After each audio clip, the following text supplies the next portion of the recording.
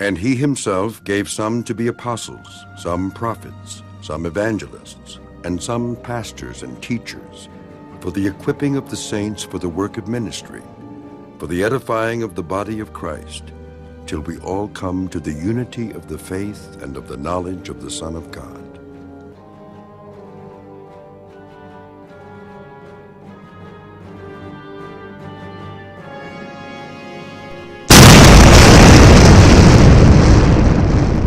The revelation of Jesus Christ.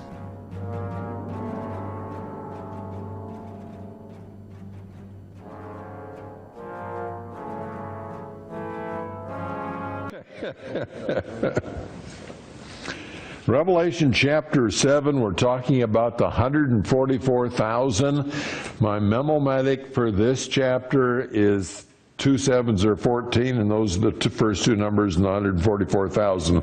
I know I have to stretch it on some of these. I'm just trying to make it doable.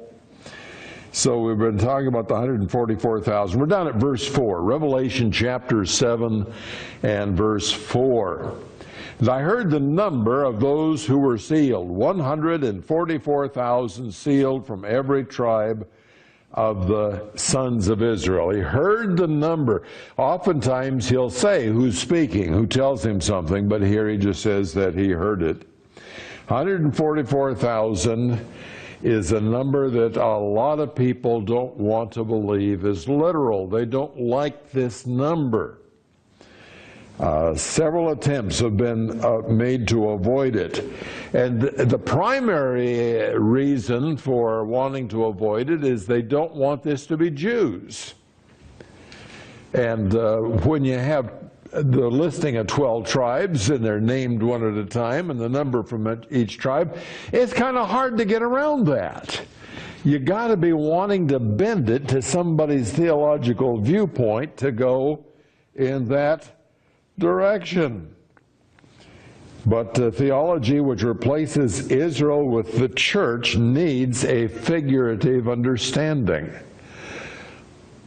Oftentimes in your Bible, if you're watching the headings in the Old Testament, it'll say the church this and the church that. And it's because the people who have written those notes believe that Israel is the church and the church is Israel, which I'm convinced is definitely not the case. But if you have that theological predisposition, you don't want this to be 12,000 Jews from each of the 12 tribes of Israel. So you need to come up with something else. From every tribe of the sons of Israel, they object because they say, we don't know who the tribes are. We've lost track. We couldn't possibly do that today, therefore it can't be. But the fact that we don't know doesn't mean that God doesn't know. Amen. And God told us that there would be 12,000 from each tribe. He must have kept track of a lot of people from each of the tribes of Israel. I don't think that's going to be an objection that we can go with. There are 12 tribes mentioned every time there's a list of the tribes of Israel.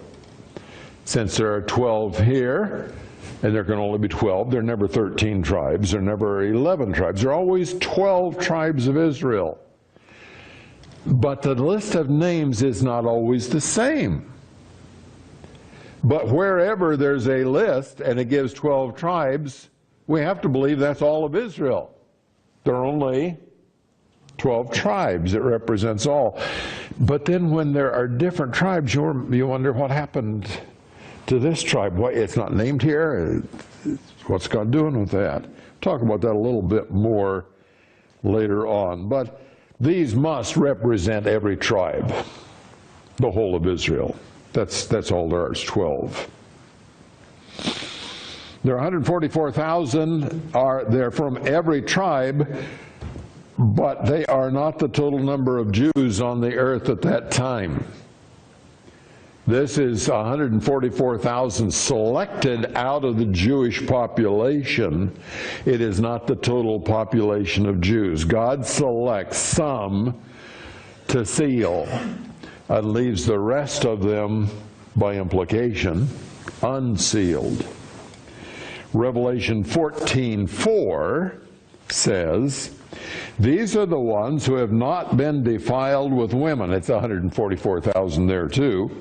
"For they have kept themselves chaste. These are the ones who follow the Lamb wherever he goes. These have been purchased from among men as firstfruits to God and to the Lamb." It's not reasonable to suppose that every Jew on earth matches that description, which is another support for the idea that these are not all the Jews. This is a selection. Of course, we talked last time about the fact that they're all men, and not all Jews are of that persuasion. Okay, verse 5. "From the tribe of Judah, 12,000 were sealed. From the tribe of Reuben, 12,000. From the tribe of Gad, 12,000. From the tribe of Asher, 12,000. From the tribe of Naphtali, 12,000. From the tribe of Manasseh, 12,000. From the tribe of Simeon, 12,000. From the tribe of Levi, 12,000. From the tribe of Issachar, 12,000. From the tribe of Zebulun, 12,000. From the tribe of Joseph, 12,000. From the tribe of Benjamin, 12,000 were sealed." J.B. Smith says there are 29 places where the tribes of Israel are mentioned. 29 different places. I didn't realize it was that large a number. None of them list more than 12 tribes. Where a tribe is left out, it is usually Levi. Levi, of course, was made the priestly tribe, and they were given cities out of the territory of the other tribes. They were not given their own territory. And so where you're listing territories, you wouldn't include the name of Levi, since they did not have a territory. Dan was the first tribe to go into idolatry, and Dan is not mentioned on this list. We can think about that a little bit more. 19 of those 29 arrangements differ each from the other in some way. 19 of the lists of the tribes of Israel differ each from the other in some way. This list does not match any of them, of course. This is a different list. The tribe of Judah is listed first here. The last tribe is the tribe of Benjamin. You expect that because Benjamin was the last born. And following the genealogical order, you'd expect Benjamin last. But following that order, you would expect Reuben to be first, because Reuben was the firstborn.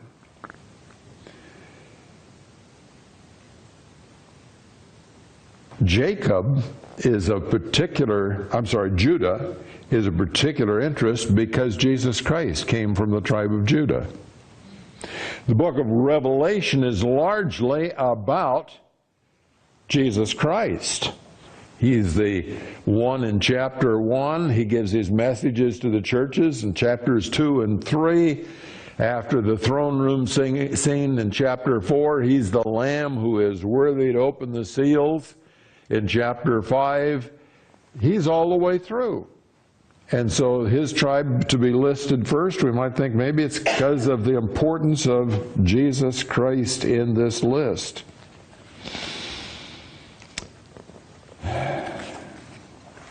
Dan's not listed. Dan is listed as receiving a land allotment in the millennium. Now, there's a little bit of theology in this, but in Ezekiel, chapters 40 and following are in a millennial context. It's describing a temple that has not existed in history and which will exist at that time. And it describes it in great detail, measures it out, Clearly, it has to be an end-time temple. But it lists the tribes of Israel at that time. And they all go very orderly from east to west across the territory of Israel, and they're just like a stack of plates, one after another from north to south. And then in the center, there's the area for the temple and the prince and the high priest and some other things there. And then right straight down the stack below that. And in that list of tribes, Dan is included. So in the millennium, there is a tribe of Dan that has a tribe, that has a land territory. But Dan is not mentioned in this list as one of those tribes. Ezekiel 48:2, beside the border of Dan from the east side to the west side, Asher, one portion, just pointing out the border of Dan there. Okay, so why might Dan be left off of a list of those that are sealed? That's an interesting question, isn't it? Deuteronomy 29:18 through 21. Doesn't sound like a lot of verses, but it's a fairly large portion because they're pretty long verses. Deuteronomy 29:18. So that there will not be among you a man or woman or family or tribe whose heart turns away today from the Lord our God to go and serve the gods of those nations. That would be the nations that lived in Canaan before they went in. There will not be among you, there shall not be, there must not be among you a tribe or a man or a woman or anything that goes after those gods. That there will not be among you a root bearing poisonous fruit and wormwood. It shall be when he hears the words of this curse that he will boast, saying, I have peace, though I walk in the stubbornness of my heart, in order to destroy the watered land with the dry. He's going to be proud. He's following his idols, and he's going to say, well, I have peace. I'm at peace with this. Verse 20, the Lord shall never be willing to forgive him. Wow. The Lord shall never be willing to forgive him. But rather the anger of the Lord and his jealousy will burn against that man, and every curse which is written in this book will rest on him.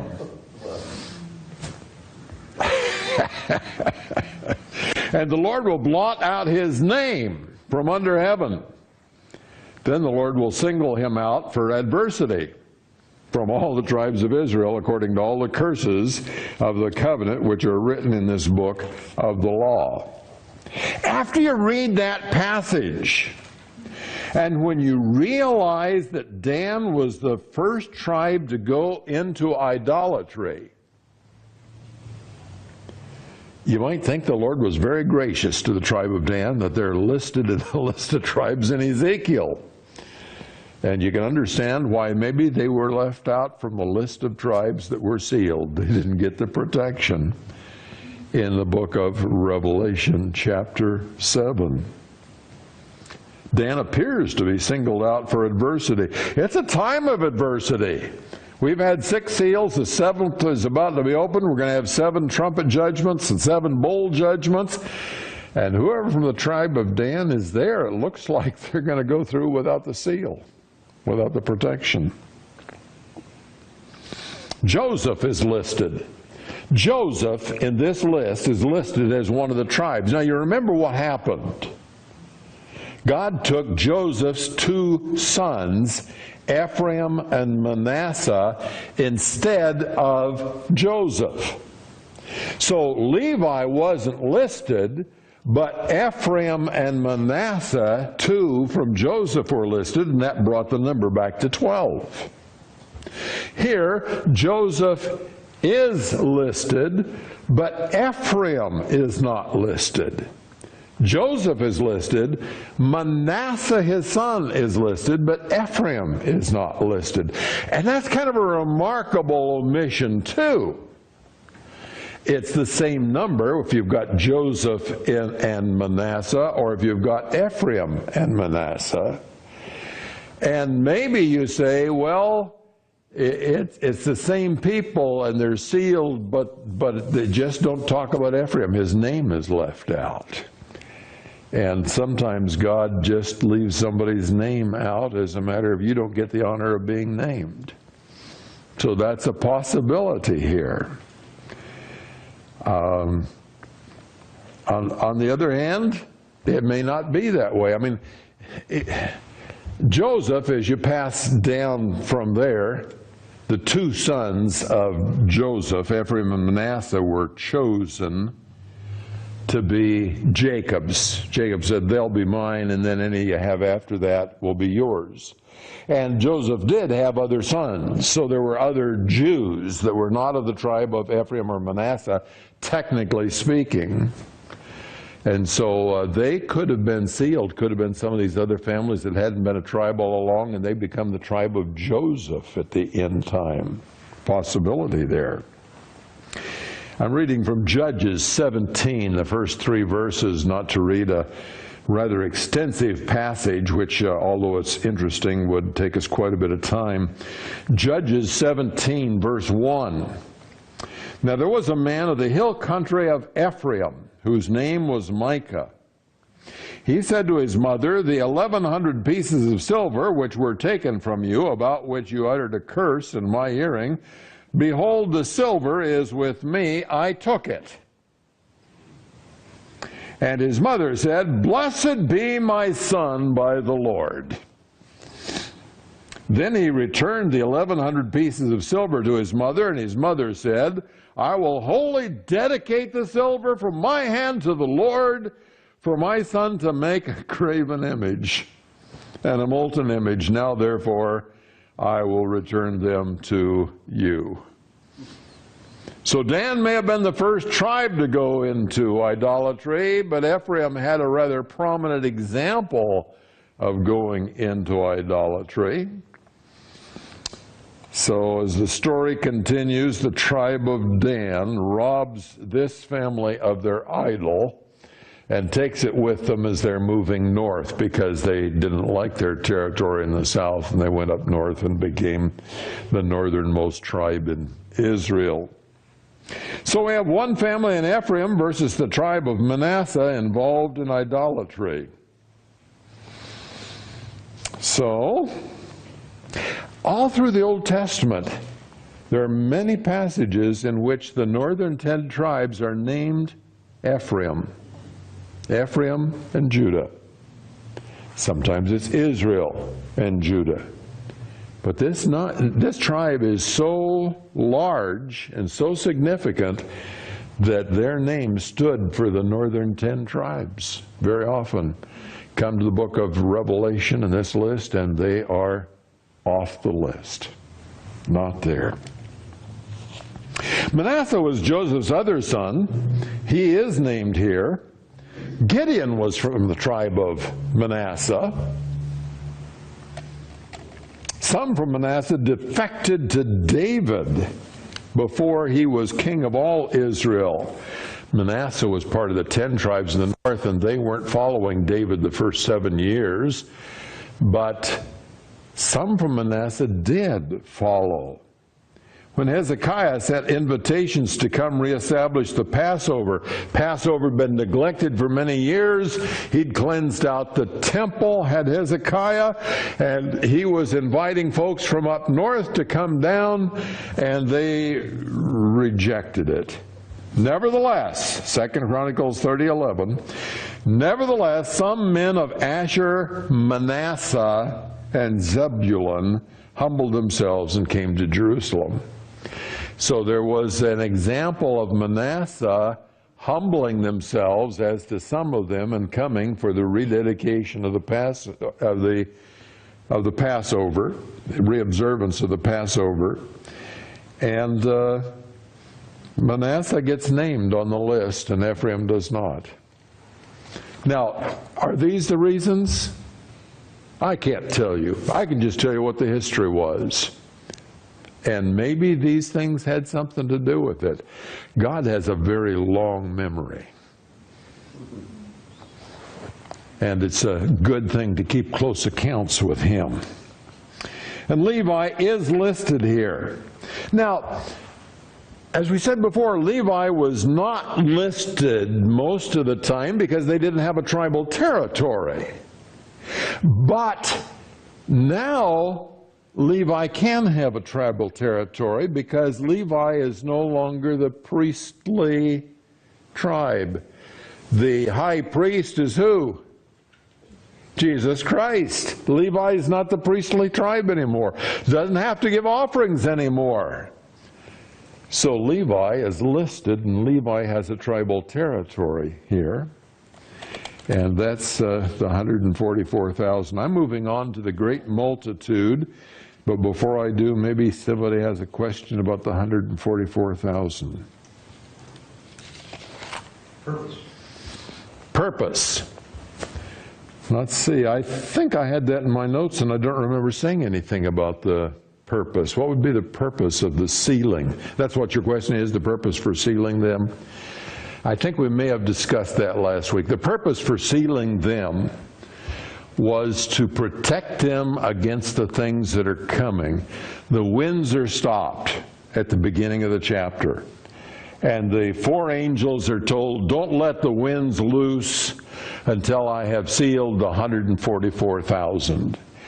When the winds are released, then we have the trumpet judgments. And these judgments are coming on the earth. And God has chosen 144,000 that are protected so that they will not suffer the effects of the trumpet judgments. They're being protected from the coming judgments. If the angels turn loose those winds, the trumpet judgments start, and they haven't been sealed, they're not ready yet. So to get ready for the trumpet judgments, we are sealing 144,000. Just men. Not married men, don't have wives and children to take care of. Not everybody, but chosen witnesses, 144,000. Later on, we're going to see two witnesses, and they will be sealed so that nobody can kill them, at least for the time being. So that's the purpose. Well, that's kind of where I was going, was not so much what they were sealed, what their job description was. What they were going to do. Yeah, that's more like what I was thinking. Witness. Yeah. Glorify God, that's it. Verse 9, Revelation 7:9. After these things I looked, and behold, a great multitude which no one could count, from every nation and all tribes and peoples and tongues, standing before the throne and before the Lamb, clothed in white robes, and palm branches were in their hands. And they cry out with a loud voice, saying, Salvation to our God, who sits on the throne, and to the Lamb. It says, after these things, we've commented about this kind of thing back in chapter 4, after the messages to the churches, after these things. It introduces a change of scene. It introduces something distinctly different. This multitude is different also from the 144,000. They are different in that they are in heaven. The multitude is in heaven. The 144,000 are on the earth. That's why they need protection. They're not numbered. It's a great multitude that no man can number. Obviously, the 144,000 can be numbered, and they are numbered. The multitude is from all the nations. Those who are sealed are Jews. The multitude is safe in heaven. Those who are the 144,000 are safe on the earth during the tribulation because they're sealed. And of course, the great multitude is a far larger group than the 144,000. This multitude is like the martyrs that are under the altar. You remember when the fifth seal was opened, The first 4 seals were riders, horses, different colored horses.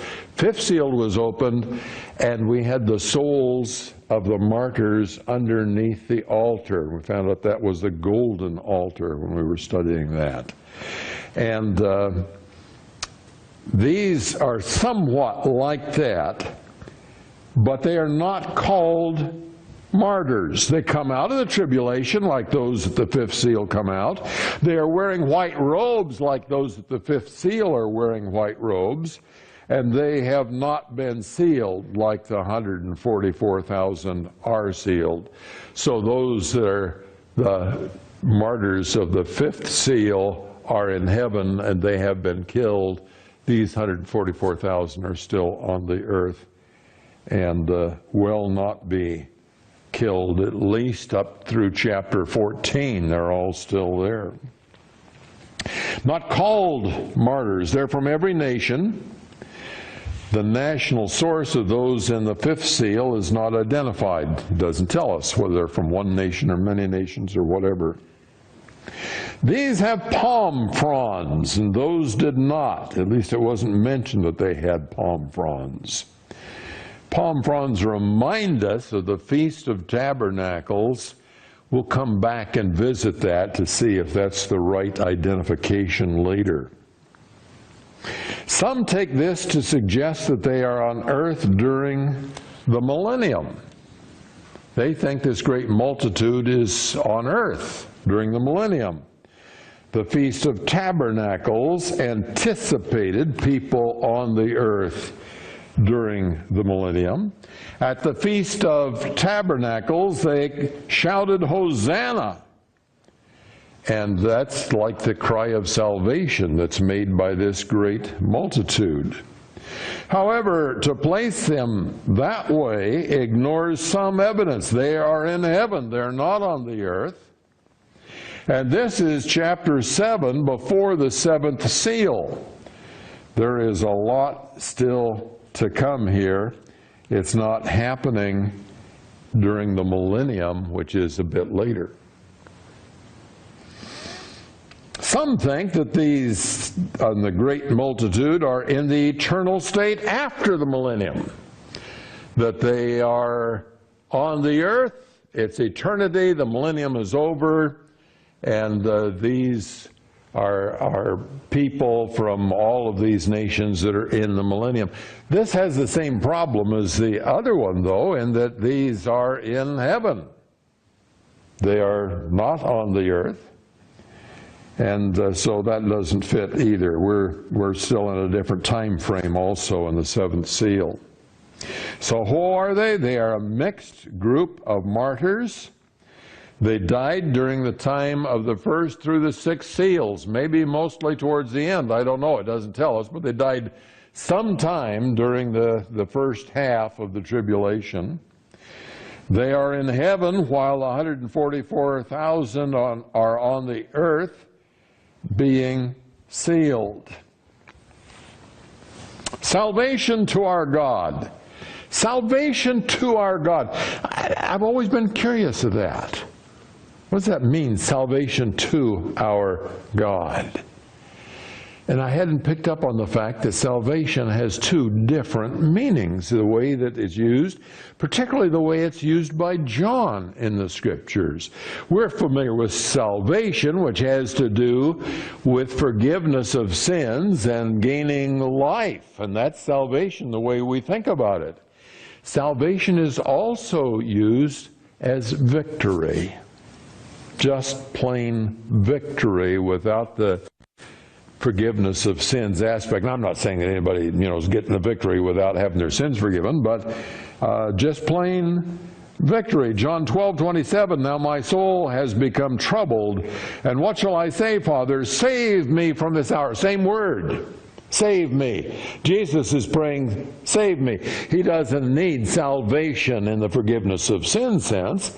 He's looking for what? What he's not going to pray, and so he's not looking for, is victory instead of being crucified. And that sense fits in some other verses. I think I won't bother going into that. And it fits other verses in Revelation. Revelation 12:10, then I heard a loud voice in heaven saying, now the salvation and the power and the kingdom of our God and the authority of his Christ have come. For the accuser of our brethren has been thrown down, he who accuses them before our God day and night. It's talking about victory here when it says salvation has come in that passage. It's talking about a victory that God has accomplished over the evil one and the forces of evil in the world. And something like that occurs again in Revelation 19 and verse 1. So if it says salvation to our God, and it means victory, oh, that makes good sense indeed. And that's exactly what they're saying when they say salvation to our God. They're talking about the victory which he is accomplishing. And they're, of course, doing this in giving credit where credit is due after they have arrived in heaven with him. They were standing before the throne. This is the first representation in the book of Revelation of anybody from the earth standing before the throne. We've had the 4 living beings standing before the throne. We've had the Lamb before the throne. We've had the 24 elders before the throne, but we saw the 24 elders were heavenly beings, not earthly beings. So this is the first time we have anybody from the earth represented in the book of Revelation as standing before the throne. They're clothed in white robes. White robes are used to indicate victory. When Christ comes back to the earth with all of his forces, they're all clothed in white. It's a victory approach to the earth. They're coming to the earth in victory. Palms represent victory also. And they were commonly used that way at that time. When Christ had his triumphal entry into Jerusalem, palms were there. It was, "Hail, receive the King, victory!" They were also used to build tabernacles during the Feast of Tabernacles. So white robes indicate victory, and palms here represent victory. And the white robes also represent righteousness, white for righteousness. And then palm branches. I think I will stop right there. We have a meeting to follow, so we have a little bit of time that we're going to use for things besides this. So I think we'll just stop right there.